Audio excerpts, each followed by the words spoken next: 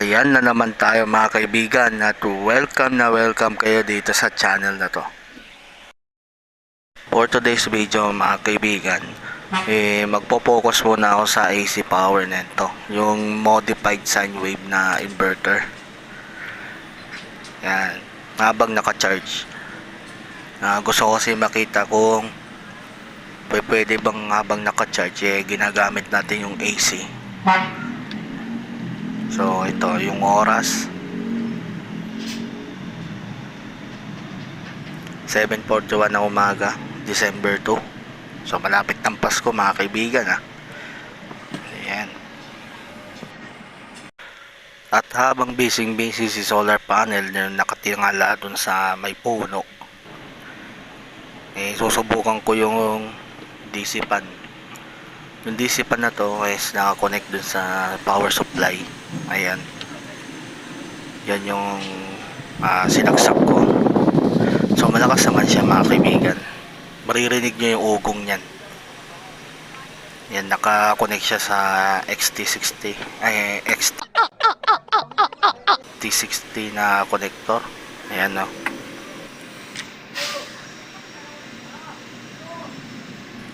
So yung power supply yung power supply mga kaibigan supported siya ng 50 Hz to 60 Hz. Yan. Okay. So kung meron kayong electric fan na DC, pwede sa power supply kung gusto nyong malakas. At ito yung yung 12 volt na power supply, adjustable yan. Tapos nilagyan ko pa ng step up para umabot siya ng 24 volts. Hanggang doon lang yun. As you can see mga kaibigan, direct na direct yung araw ngayong umaga. So magandang tempo. Dito mga kaibigan, sasaksak ko na yung aking cellphone. Ayan. Naka-on na yung inverter. Ayan. Ang oras ay 8:30 ng umaga mga kaibigan. Boom! Ayun no. 64%. Ayan. Nag-charge ako nyan. Ito na pala yung bagong pacing ng solar panel ko. Nandito na siya banda sa may puno. Yan. Nandiyan na kasi yung araw So, ayan. Yung pwesto ko naka-shade pa rin. Yan. Hindi mainit dito sa pwesto ko guys. At dito naman mga kaibigan, kakatapos ko lang mag-recharge. So ang oras ngayon ay 9:33 ng umaga. So hinayaan ko mag-charge si power station habang nakasaksak yung aking DC fan. Yan, kaya naman siya, malakas kasi. Yan o. Malakas siya pag sa power supply siya Ayan. So 12.1 volts siya. So malakas kasing kumain yung inverter. So hindi niya kayang i-charge. So na-maintain naman. Kasamang palad mga kaibigan, habang nagte-testing tayo sa AC, habang nagcha-charge, kumilimlim naman bigla. Nagkaroon ng makapal na ulap biglaan dito. Ayan o. Madilim na siya.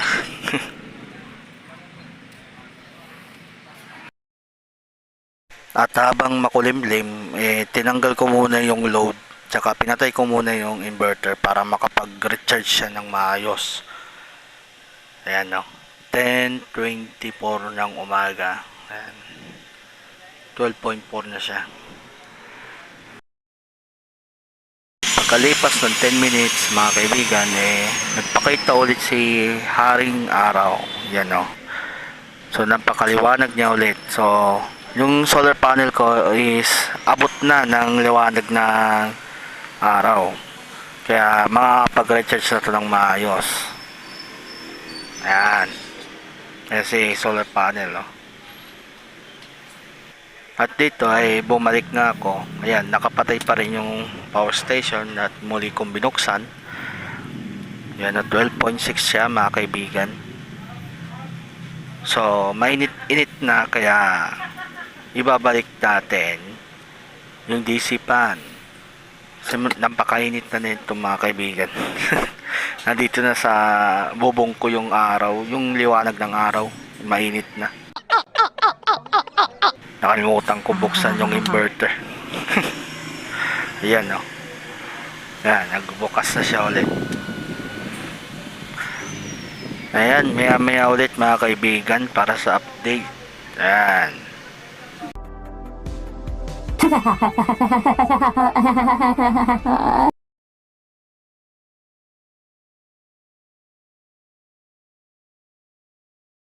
Tanghalin tapat na to mga kaibigan, mga 12:20 na to. Ayan. So, gamit ko pa rin yung electric pan yan, bubunutin ko. Okay. Para makita nyo lang yung accuracy niya doon sa voltmeter. So, siguro may 0.10% accuracy ito. And on ko ulit yung inverter at isasaksak ko. So, naisip ko na gumawa ng isang time lapse. Isang time lapse para makita nyo talaga na kung paano nagwo-work yung charging tapos habang nagdi-discharge tayo. O kaya charging habang naglo-load tayo. Hindi load sa cellphone Ibig sabihin kasi ng load dito mga kaibigan is yung gumagamit, yung kino-consume. Okay? Tulad yan, AC fan po yan.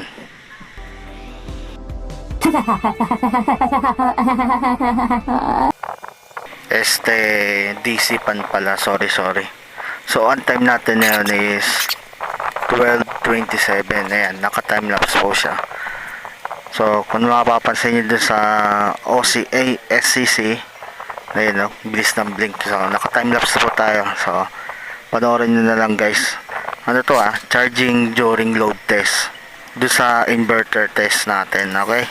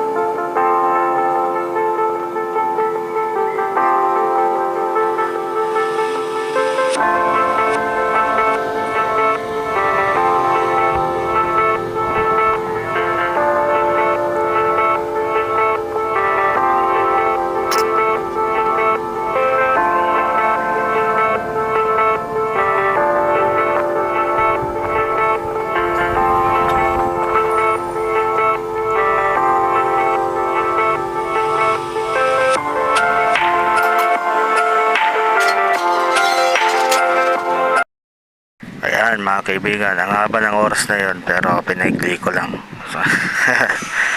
So 12:46. So ito na yung time na tatanggalin ko yung load. So ang load ko syempre DC fan unload. Yan, tirik na tirik yung araw sa labas. Tanggal. Yan. Wala na. Patay na si DC fan. Ngayon papatayin syempre yung inverter. Ayun. Patay na si inverter. At ito namang clip na to mga kaibigan, dahil nakapatay nga si inverter, wala na siyang load, ni DC fan wala na. Ayan naman, ito naman charging tayo. So solar charging tayo gamit ang time lapse ulit. So panoorin nyo ulit mga kaibigan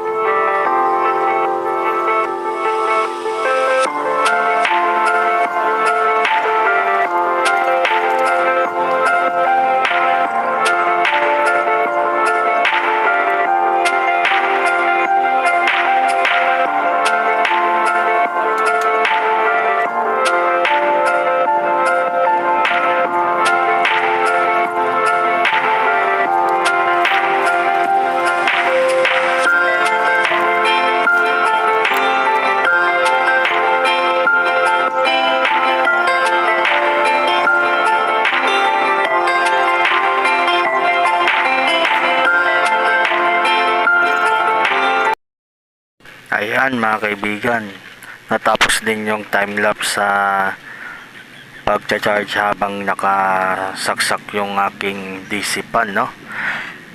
Ngayon yung charging din. So napanood nyo na yung time-lapse ang charging nito. So this time is sinaksak ko na yung DC pan. Ayan, kasi napakainit na dito, mahaba rin, mga 40 minutes din.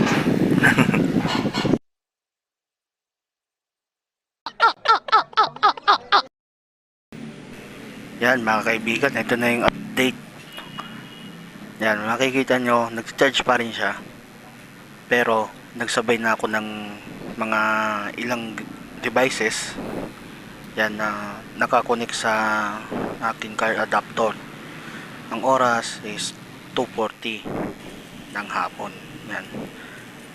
Isang cellphone, isang vape. Yan. Yan, vape.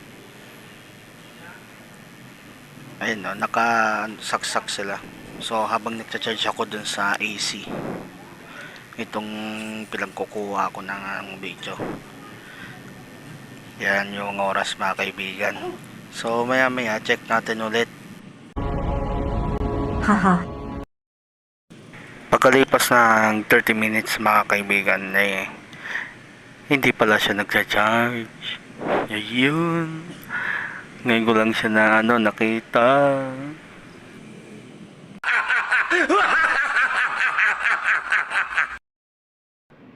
Ayan mga kaibigan, inabot na ako ng hapon dito. Ayan pa rin yung voltage niya. So tinigil ko na yung AC. Kasi malakas talagang mag-consume yung AC. So nagme-merienda pa ako niyan sa oras na yan. So 4 na lang hapon. Papakita ko sa labas kung bakit tinigil ko na yung output niya. Yan, dito tayo sa labas. Una sa lahat, harang yung yung pader. Tapos ayan, nilocate ko siya. Dito tatanggalin ko na yung kanyang solar charger. Tanggal yung mga clip, tanggal. Yan. Tapos bubunutin ko na rito kasi hindi na ako magso-solar charge. Tatabi ko na to. Yan. So yan yung AC. Yan yung switch niya. Yun o.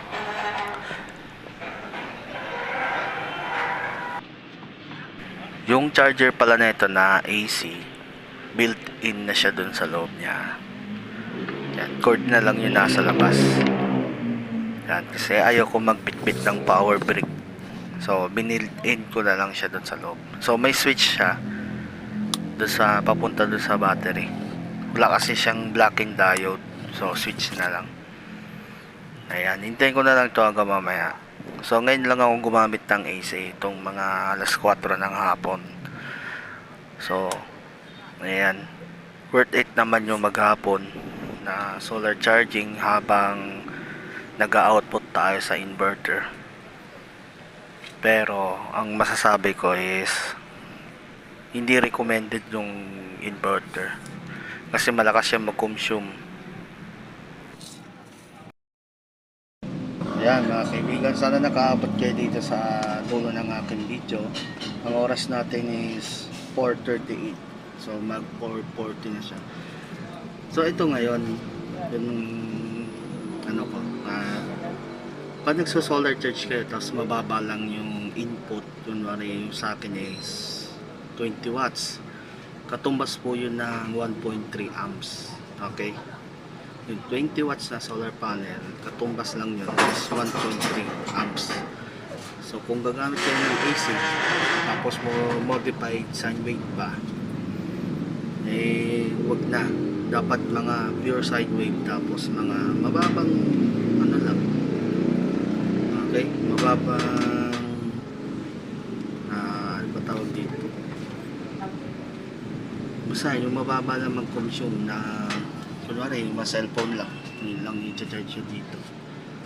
Pero hindi na rin advisable yung sa cellphone kasi umiinit dito sa inverter na to.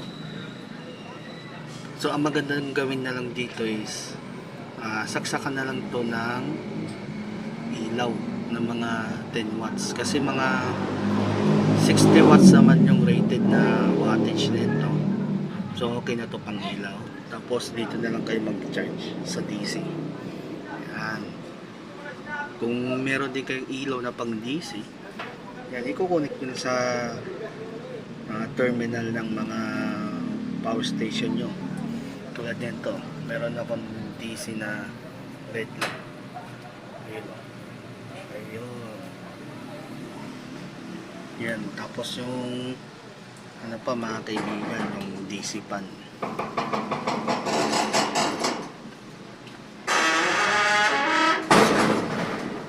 Kapag naka 50 watts naman yung mga input nyo o 100 watts, okay na yun, okay na to. Yun nga lang talaga ang ano kasi umiinit po yung charger.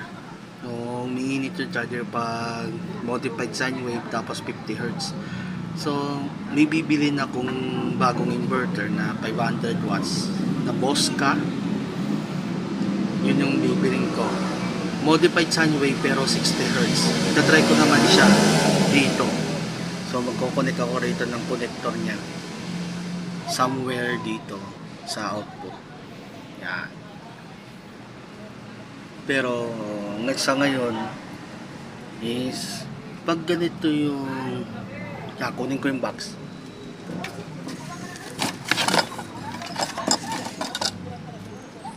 Kapag ganito yung inverter nyo, yan, yung ganyan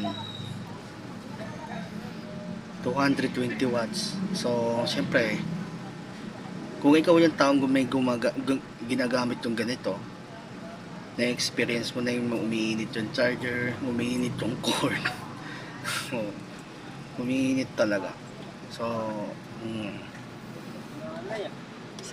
ang advice ko lang, siyempre pag bibili ka ng inverter, yung Bosca na, yung 60 Hz. Marami namang review yun dito sa YouTube eh. So susunod na ako na magre-review ng Bosca na inverter. So ito pwede to pang pang ilaw, pang ganito. Yan, pang 10 watts. O 5 watts nga lang yan eh. Okay. Pag ganyan lang siya, pwede na emergency, pwede. Pero araw-arawin nyo guys.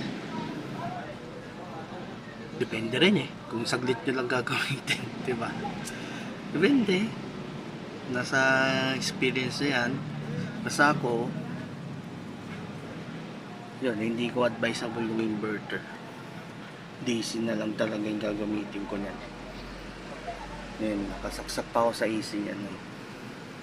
So dito ko na puputulin tong video na to kasi ipapakita ko lang sana yung DC.